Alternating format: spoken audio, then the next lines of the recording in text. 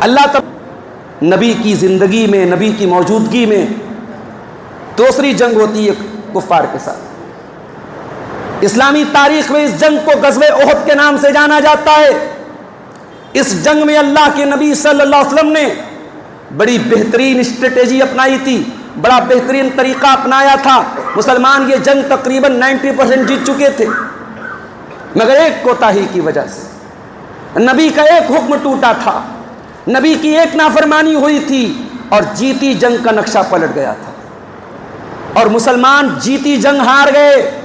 70 صحابہ شہید ہوئے، اللہ کے پیارے نبی زخمی ہوئے، آپ کے دانت ٹوٹے، آپ کا چہرہ لہو لہان ہوا، آپ زمین پر گڈھے میں گر پڑے۔ آپ نے تکلیف کے عالم میں کہا کہ اے اللہ وہ قوم کیسے کامیاب ہوگی جو اپنے نبی کو زخمی کر رہی ہے۔ یہ سب کچھ ہوا، لیکن اللہ نے قرآن میں جب اس واقعے کو بیان کیا